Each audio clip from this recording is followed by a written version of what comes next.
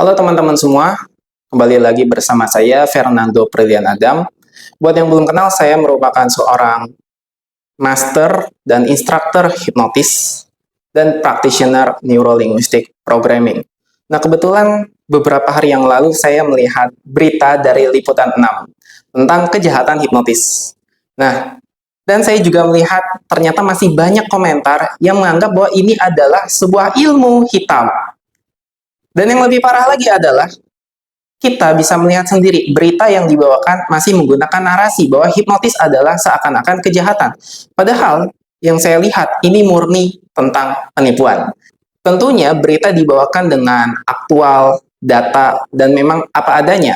Namun sebagai seseorang yang telah menggeluti bidang hipnosis sudah 11 tahun seperti saya, masih banyak kekeliruan yang sebenarnya ini bisa menjadi sebuah edukasi bagi masyarakat. Oke, kita langsung saja melihat bagaimana beritanya. Pelaku hipnotis kini tak cuma beraksi di angkutan umum, tapi juga kerap beraksi di sejumlah tempat usaha atau toko dengan mengincar kasir. Ya, para pelaku hipnotis juga kini kerap beraksi tak seorang diri guna memuluskan aksinya. Lalu bagaimana cara agar tidak menjadi korban hipnotis? Berikut segmen khas Buser Info Kriminal. Oke, tadi dia bilang kejahatan hipnotis. Mungkin yang mereka maksud adalah kejahatan hipnosis. Hipnotis adalah artinya pelaku yang melakukan hipnosis. Jadi di sini kejahatan pelaku hipnotis. Jadi double pelaku hipnotis. Tetapi kita bisa lihat di sini apakah benar-benar ada sebuah praktek hipnosis? Kita lihat. Aduh, hipnotis kini semakin banyak digunakan menjadi praktik kejahatan. Hipnotis biasa terjadi di mana saja dan kapan saja dengan tujuan untuk menguasai harta benda seseorang. Berbagai modus dilakukan pelaku hipnotis mulai dari menepuk atau memberi makanan dan minuman kepada korbannya. Stop di sini. Hipnotis biasa dilakukan untuk berbagai kejahatan. Sementara saya sudah 11 tahun belajar, praktek, dan mengajarkan hipnosis, tidak ada satupun yang bisa digunakan sebagai kejahatan. Dan dia bilang memberikan makanan dan minuman. Oke, ini yang paling penting. Kalau misalnya memberikan makanan dan minuman yang diberikan obat bius adalah hipnotis, maka sudah pasti ini kita bisa bilang keliru. Lalu bagaimana cara agar tidak menjadi korban hipnotis? Simak berikutnya dalam Info Kriminal bersama saya Agisa Febila dan Tikno Handoko. Aksi pria yang diduga warga negara asing menggasak uang jutaan rupiah dari laci kasir toko terekam kamera CCTV. Ketika berada di kasir, pelaku menjalankan aksi tipu dayanya dengan modus menukarkan uang. Entah dengan cara apa, secara tiba-tiba wanita yang menjadi kasir menjadi bingung, bahkan membiarkan pelaku mengacak-acak uang yang ada di laci kasir, yang ada di bawah meja komputer pencatat transaksi. Uang itu pun diambilnya. Korban baru menyadari uang di laci kasir berkurang setelah melayani pembeli lain. Jumlahnya 2,4 juta rupiah. Dari rekaman CCTV luar toko, korban mencurigai pelaku bekerja sama dengan seorang pria lain yang juga diduga warga negara asing. Saat kejadian, satu orang pelaku berada di luar toko, menghalangi warga untuk berbelanja. Korban tidak mengenal jelas wajah pelaku, karena saat kejadian, pelaku menggunakan topi dan masker. Oke, tentu sebagai pelaku ada timnya dan bisa jadi ada sindikatnya. Dan kita bisa lihat di sini ada korban yang ternyata seorang perempuan. Dan yang menjadi korban ini pasti biasanya mudah dialihkan. Saya tadi melihat pola tingkah lakunya tidak ada yang namanya unsur hipnotis atau hipnosis, hanya misdirection atau pengalih perhatian. Jadi ketika seseorang fokus, pikirannya teralihkan pada suatu hal, yaitu kata-kata si pelaku, dia justru akan dengan sigap melakukan hal yang lain seperti menukar uang, mengambil uang, dan itu yang terjadi. Dia udah keluar, saya dapat ngasihin bapak-bapak yang diajak ngobrol di sini tuh.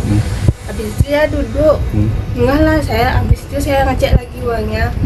Gitu lah, kok kayak sedikit uangnya, tak hitung kan jumlahnya sama yang pengeluarannya tak hitung. Kayak kok nggak apa namanya? Nggak ada, misalnya 6 juta penjualan, nggak ada sih gitu uangnya. Oke, ini saya skip. Jadi nanti kalau bagi yang mau nonton berita fullnya, saya taruh link beritanya di deskripsi saya. Saya langsung saja ke pembahasan bagaimana isi dari berita ini, cara bagaimana kita menghindari hipnotis. Hipnotis kerap dijadikan salah satu modus kejahatan mirip dengan penipuan. Kejahatan hipnotis biasanya membuat korbannya tidak sadar dan bersedia menuruti kemauan si pelaku. Ada sejumlah cara yang bisa dilakukan agar terhindar dari kejahatan bermodus hipnotis. Yang pertama, hindari berbicara panjang lebar dengan orang asing. Jika ada orang asing yang memulai pembicaraan atau bertanya banyak hal terhadap Anda, maka Anda patut curiga. Karena ciri pelaku hipnotis biasanya akan membuat Anda merasa empati dan iba. Jika Anda merasakan hal tersebut, lebih baik segera hentikan pembicaraan.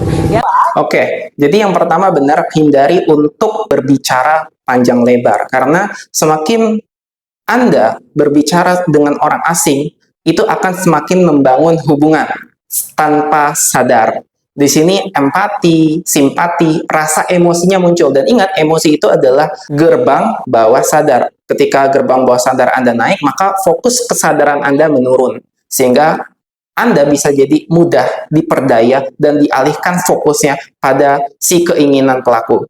Yang kedua, jangan biarkan pikiran Anda kosong. Korban hipnotis biasanya sedang dalam berpikiran kosong atau bengong. Seorang yang sedang bengong akan dimanfaatkan oleh pelaku hipnotis untuk memberi pesan-pesan yang mudah mempengaruhi pikiran. Jika berada di tempat umum, usahakan untuk mencari sebuah kesibukan seperti membaca berita di ponsel, membaca buku, atau juga bermain game. Oke, jangan biarkan pikiran kosong. Bagaimana pikiran bisa kosong? Setahu saya, pikiran itu tidak pernah kosong. Justru yang terjadi adalah pikiran itu selalu ramai dan ketika dialihkan pada suatu fokus tertentu sehingga mengabaikan fokus yang lain. Ketika fokus pada sebuah pemikiran yang dilakukan oleh si pelaku, ketika fokus pada tindakan, kata-kata dari pelaku, maka akhirnya yang tadinya harus bisa fokus pada pengelolaan uang dan menghitung uang, akhirnya jadi teralihkan. Nah, ini yang terjadi. Sebenarnya pikiran tidak bisa kosong. Orang-orang yang melamun bukan pikirannya kosong, melainkan banyak pikirannya. Entah itu jadi kepikiran masalah, cicilan, tagihan, sampai ke bawah mau tidur, memikirkan lagi rasa penyesalan, ketakutan yang terjadi apapun itu, sehingga pikiran sebenarnya tidak pernah kosong. Kosong itu sebenarnya justru membuka kesadaran yang lebih besar, yaitu ruang yang lebih luas lagi. Jadi sebenarnya kita menjadi ruang ketika pikiran kita kosong, karena kita berada dalam state mindfulness. Tetapi kalau misalnya kita berada dalam kondisi pikiran yang semeraut dan dialihkan kepada suatu hal tertentu, maka disinilah jadinya pengalih perhatian dan akhirnya mudah dipengaruhi. Yang ketiga, hindari makanan dan minuman dari orang asing. Oke, ini pasti saya skip karena nggak relevan dan nggak ada hubungannya. Pasti ini bukan soal hipnotis atau bukan soal lagi hipnosis, karena ini bisa jadi ada sebuah barang. Entah itu bius atau yang membuat kita jadi sakit, pusing kepala, dan lain sebagainya. Yang keempat, hindari kontak mata. Pelaku hipnotis yang berpura-pura mengajak Anda berbicara akan pandai memburu kontak mata. Dengan menjaga pandangan dan tidak terpaku pada mata lawan bicara yang tidak dikenal, Anda dapat mengurangi resiko terkena hipnotis. Oke, sebenarnya kontak mata nggak ada masalah. Nggak ada yang namanya kesaktian lewat kontak mata. Selama Anda bisa mengendalikan situasi, yang penting kontak mata itu adalah bukan hanya ke matanya si pelaku, tapi mengendalikan semuanya. Tapi bukan berarti kita menghindari kontak mata. Jadinya nanti ketika ada berita seperti ini, kita jadi takut. Malah jadi fokusnya terabaikan. Jadi teralihkan pada hal-hal yang sebenarnya itu penting. Seperti kita mengetahui apa yang bisa dilakukan oleh si pelaku, gerak-geriknya, itu bisa kita tahu dari kontak matanya. Dan yang terakhir, jangan sampai tubuh Anda ditepuk atau disentuh. Ditepuk atau disentuh dari belakang tentu akan membuat Anda kaget. Namun, usahakan untuk tidak kaget karena bentuk respons kaget dapat membuat rangsangan hipnotis berhasil. Oke, memang ada yang namanya shock. Ketika kaget, sebuah respon dari bawah sadar beberapa detik terbuka. Tapi usahakan tidak kaget, itu memang sebuah respon yang natural, jadi biasa saja. Pas kaget, kita itu biasakan lebih mudah fokus pada kedamaian hati kita sendiri.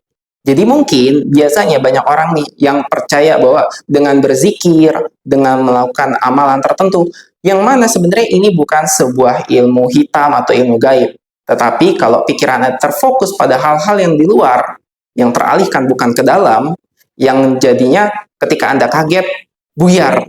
Dan akhirnya ketika buyar, Anda mudah dipengaruhi kata-kata, informasi, bahkan tindakan dari pelaku, karena itu semua langsung masuk ke bawah sadar Anda. Demikian yang bisa saya sampaikan. Kalau misalnya masih ada pertanyaan, silakan kontak saya, komentar, dan ingat, hipnosis adalah sebuah ilmu komunikasi, tidak ada hubungannya dengan hal gaib. Terima kasih, sampai jumpa kembali di video berikutnya.